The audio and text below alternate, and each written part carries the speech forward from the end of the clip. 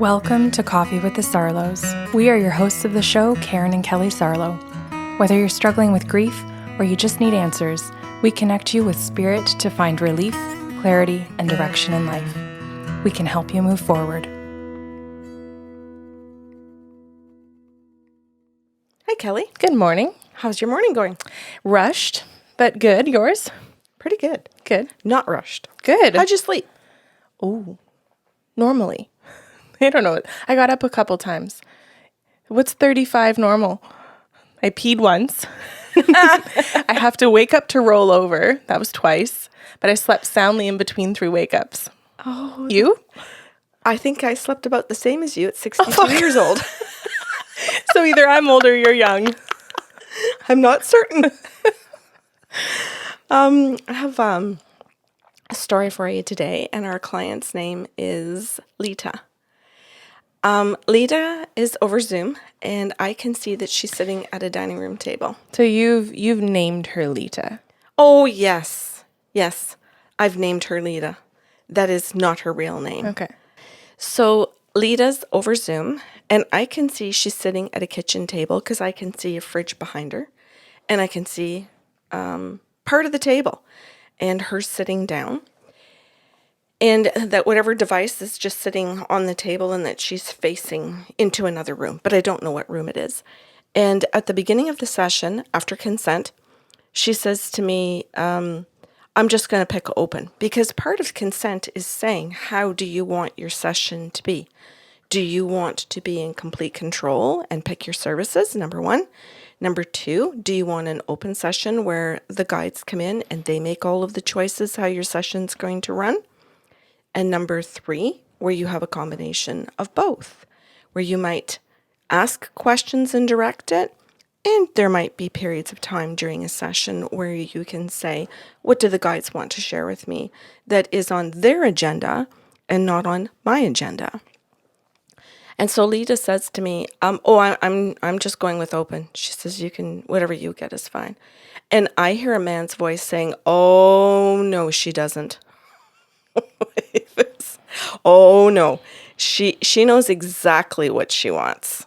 Like this. And I said, oh, well, whose voice is this? And would you be something that she wants, perhaps? And he says to me, I'm her dad, and she 100% wants me.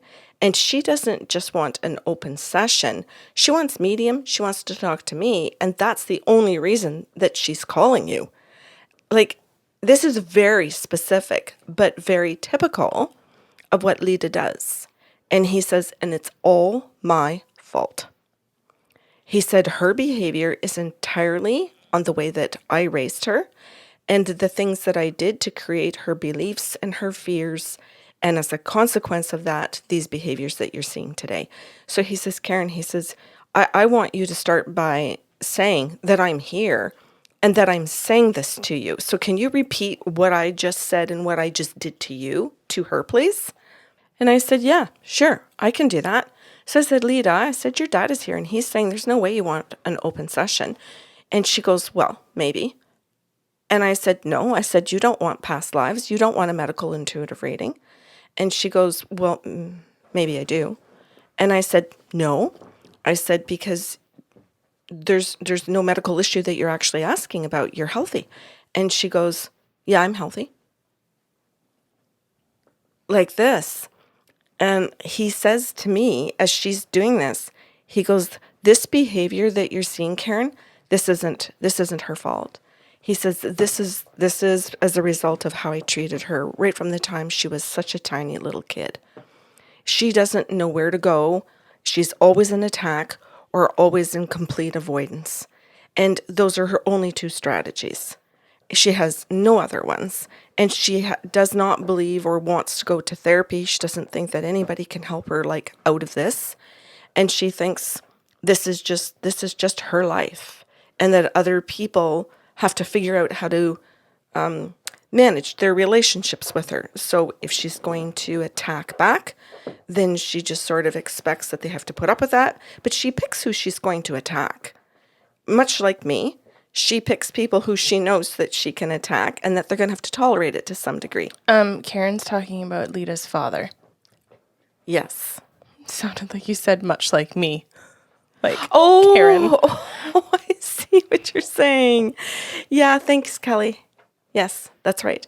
So then her dad says, look, she's looking for validations that I'm around her. And he says, you're going to have a hard time with this.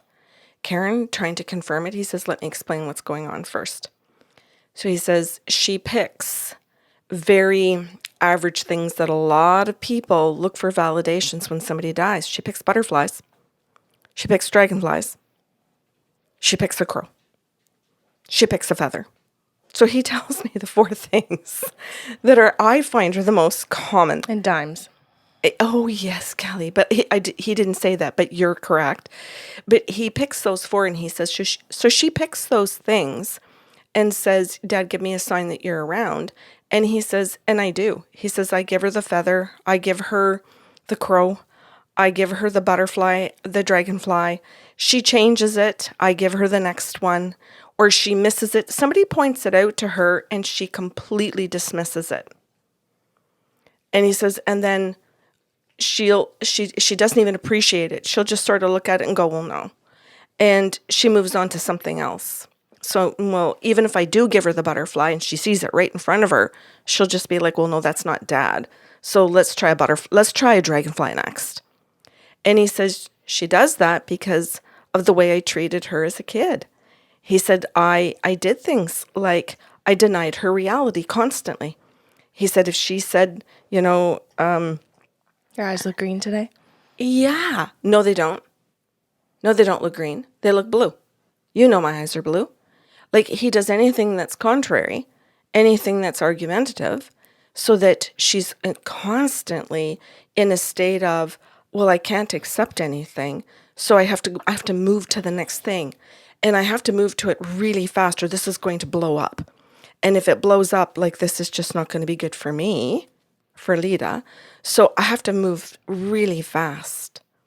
So he goes, I've done this. He says, I've created this in her. He says, so I want to point it out. I want you to say those 4 things. I want you to say what she does. I want you to say exactly how I treated her that contributes to and trained her to behave this way so that while people do meet her needs, while people do work with her, she pushes it away so fast to see what they didn't do because of me. And then she moves on. But this is creating terrible problems for her in her career. Terrible and absolutely horrible problems for her in her personal life. She just happens to have some people in her personal life that are kind of like hunkered down and they're staying in this situation with her. So she's not even considering dealing with the personal issues. But the issues at work for her are bubbling to the surface, and she knows that. She's been spoken to about her behavior. She's been written up about her behavior. She's been told about it. She's been told to get therapy or she's going to lose her job. And she's playing a game where she's going to therapy just to say that she's in it, not understanding that if the where she works doesn't actually see change, they know that she's not telling the therapist the truth, that she's not using any of the tools, and that they're documenting this to say, okay, we've paid for therapy, we've shown you that we are working at this relationship and that we value and do want to keep you, but eventually we're going to say we did what we could and now you are going. Mm-hmm. And this is a lesson for her that the work environment is doing this in a systematic way because it's eventually going to happen at home and in other areas of her life. But she doesn't want to see any of it. So her dad's like, I want to point this out. I want to take responsibility for what I've done. And he says, and I want to point out how it's impacting her. Tell her about the validations first. Go, tell her all of that.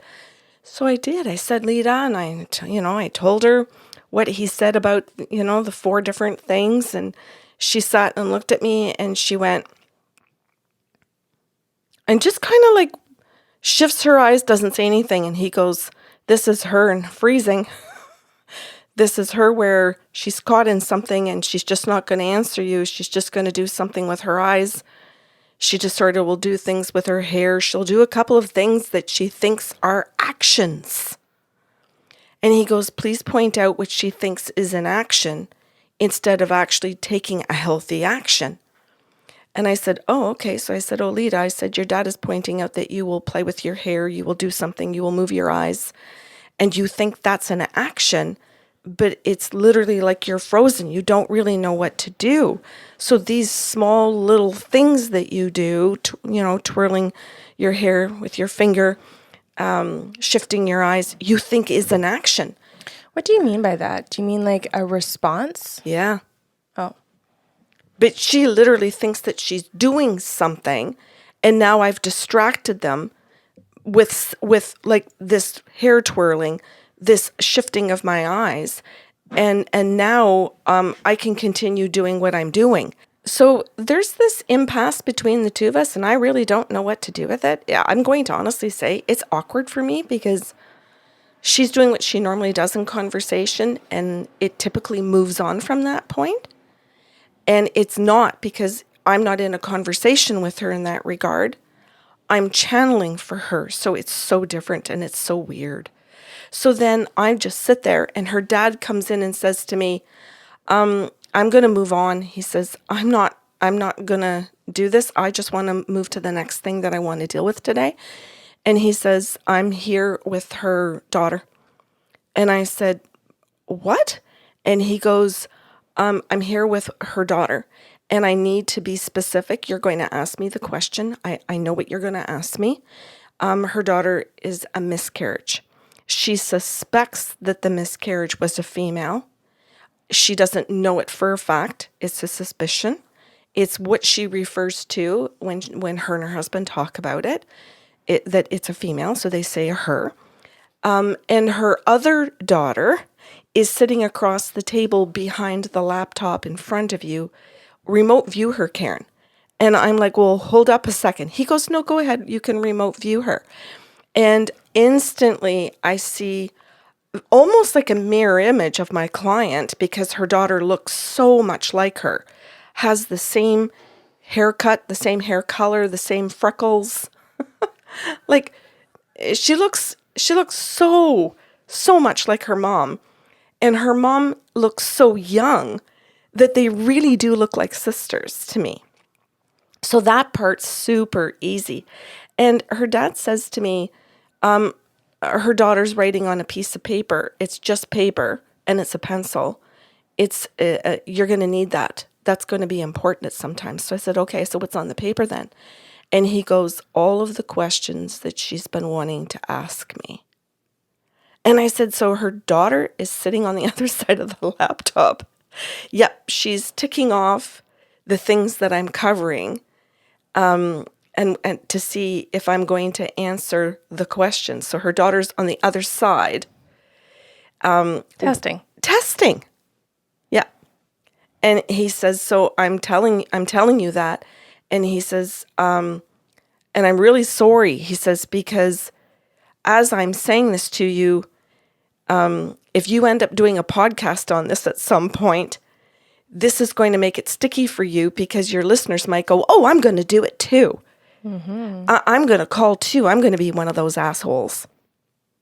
And I'm going to say assholes because that's what they are. Mm-hmm. So, and please, if you're listening to this podcast, don't be one of those assholes. And if you have been in the past, like, admit it and just buck up and do better. Yes, you can still call back and move on. No problem. Mm-hmm. Just don't continue to be an asshole. So anyway, so he says to me, I want you to tell her that her daughter's here. I want you to say that she's not a miscarriage. I want her to know that I'm with her child. I'm trying to be a different kind of dad. And I said, okay, I get what you're doing. And he goes, okay, thanks, Karen. So he goes, tell her that. So I said, Lita, you've had a miscarriage and your dad is with the miscarriage on the other side. And she goes, yes, just like this. And I said, well, he's trying, and I give her some of the messages about trying to be a different dad, trying to say that he cares. And she sits in front of me and she goes, okay. like that. And again, with no emotion. And Dad says, tell her I'm trying to change. I'm trying to show up and show her that I care. I'm trying to be different, not the dad on earth. That there are two different dads. Like, I can say what I was like on earth. I was an ass. I've described the way I treated her, the consequences of it. I'm trying to take responsibility. I'm trying to apologize for it. And I'm trying to be a different dad now. And say, I care and I'm showing up for you. It's what she wants. It's on her list. And I said all of that. I said, Lita, you want two dads, and he's trying to be two dads. You want me to prove who he was, because that means I'm a medium. And it means I'm actually talking to your dad. You want the apologies. You want the acknowledgement, because it proves that he's here. And you also want the healthier version of a dad, because you want to know your dad cares about you. But you're also just sitting there staying stone cold, trying not to feel anything. And she just sits and looks at me and she goes, go on. That's it. So then I said to her dad, what else do you want me to say? And he says, well, she's in school, or pardon me, not in school. She's just finished school. She's gone back to school to educate yourself in, and he said in health. I didn't know what career she had gone into, Kelly. And all he said to me was that she had gone into something in health. And I know that's broad. I know some people might go, wow, there's tons of careers in that. That's so vague. It is and it isn't. Because she didn't go into finances and banking. She didn't go engineering, to trades. She didn't go into, people can play that game, but he just simply said to me into health. And so I told her that, and I said, he's saying that it's complete, that it's done. And he's here to say that he knows that you did it. And he's trying to say to you that he's very proud. You want to know your dad's proud of you. And she goes, go on. And he says, Karen, you can be excited. Like, I know your personality. You can say and show how excited and convey for her that I love her and be yourself. So I said, well, okay, that's good. I said, so, Lita, your dad's so excited, and like, I'm me, but I'm also trying to convey on his behalf these beautiful emotions that he really does have for her. And he says, can you now tell her that I know my granddaughter's sitting on the other side of the screen? Can you please say to my granddaughter, hi, honey, I've tried really hard to apologize to your mom today and to be a better dad, and I'm sorry because you're struggling with some of the things that your mom is going through, so it's hard on you too. And I said that to like through Lita, and I'm quiet. He goes, just be quiet. You can remote view if you want, Karen, or just be quiet. He said, I'm not going to talk for a second. And I'm thinking, oh shit, you're not going to talk. But just as I'm thinking that, oh, okay, what am I going to do sitting here for a whole minute, not saying anything? And his granddaughter has come around the table, and she comes and stands beside her mom, and she's very affectionate with her mom. She puts one arm like around her mom, and she gives her like a kiss on her cheek. She moves her mom's hair back, puts it behind her ear, kind of a thing. You can see like genuine care and affection for her mom. And she says, hi, Karen. And I said, oh, hello, like this. And she says, I came over here to say hi to Grandpa.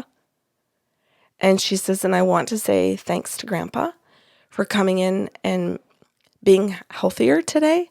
It's everything that my mom wants. And she says, and I want to say something. She says, I'm looking right at my mom. I'm staring at my mom through all of this over the iPad. She says, I've got the piece of paper in front of me, and I've been checking things off for my mom. And she says, I just want you to know as a medium that you have nailed it. But my mom's not giving you any of that, because that's what my mom does. She won't give you an inch to say that you are right, because she wants more. And she says, I see what my mom's doing. And she says, and I've seen that she's like, she does this to me. She does this to my dad. She does this to my brother all the time. How old is her daughter? Oh, Kelly, she looks to me like she would be maybe like late high school, early college. Wow. Like she's a young adult. And she says to me, this is the look on my mom's face. This is the behavior she gives me and my brother and my dad, like all the time. And it's something that the three of us have been trying to talk to my mom about in regards to what's going on at work, where we're trying to say, do you think it's this behavior? Like, we're all pointing it out to you. Chances are you're doing it at work, Mom, and this is what's getting you into trouble. But she won't listen. So we're all afraid Mom's going to lose her job over this. And she says, so I just wanted to sit down and say to you, thank you. She says, I just really wanted to say, I really wanted to show up and just thank my grandpa for coming in and actually saying everything that he has done to contribute to all of these problems. We're okay. You know, my brother and my dad and I, we're figuring it out, and we love Mom. Like we're going to figure it out with her. We're not going anywhere. But she doesn't know that. So she keeps doing it, but we'll break this. And she says to me, I just wanted to say thank you because I see the time. We've run out of time, and my mom has no intention of thanking you. My mom has no intention of telling you that you're right, that you're accurate, that you're doing a good job. And I'm going to talk to my mom about her behavior about this afterwards. But I wanted to take a moment to thank you. And really, very importantly, I wanted to say thank you to my grandpa. That was extremely ballsy of this young girl to say all of this to you about her mom in front of her mom. Yes. And did her mom register any kind of shame? None. Okay, and I'll clarify my question. Not that she should feel shame, but that would be a very natural emotion when someone is exposing something that you are not proud of in yourself. Yeah. No. There was... just stone cold. I would say stone cold and leaning to anger. Mm-hmm. Like, and I think people can understand that when you've seen somebody who is stone cold, I would imagine some people listening to it go, well, that is anger. Mm-hmm. Stone cold is anger. Yeah, that is being displayed. So I think she tried to show no emotion, but that got very mixed up with anger during the session towards her dad. I didn't take any of that personally. But it does make for a very difficult channeling session when people behave that way. Mm-hmm. But I do understand it. Yeah. So anyway, at the very end of the time, she actually didn't speak for the rest of that. Her daughter did. And her daughter closed out the session and said, bye, Karen.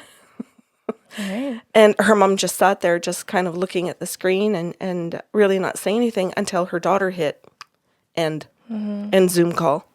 Mm-hmm. Okay. Mm-hmm. This granddaughter then, by the end of this session, is getting clarity about her mom's behavior. She's understanding where she can go forward here in some ways with her mom. She now knows that her mom is aware of it, has been confronted by dad. She now knows that the truth is all out on the table and we're not going to go backwards. And she wasn't even the client. Yeah. And both women now have a way to know that grandpa is on their side and supporting them as they both try to create a healthier relationship between the two of them and between the brother and the dad. Giving Lita a lot of credit there. I'm trying. Yes. Thanks for listening to Coffee with the Sarlos. If you enjoyed the show today, help spread the love with a like, share, or review of the podcast. See you next Saturday with a brand new episode.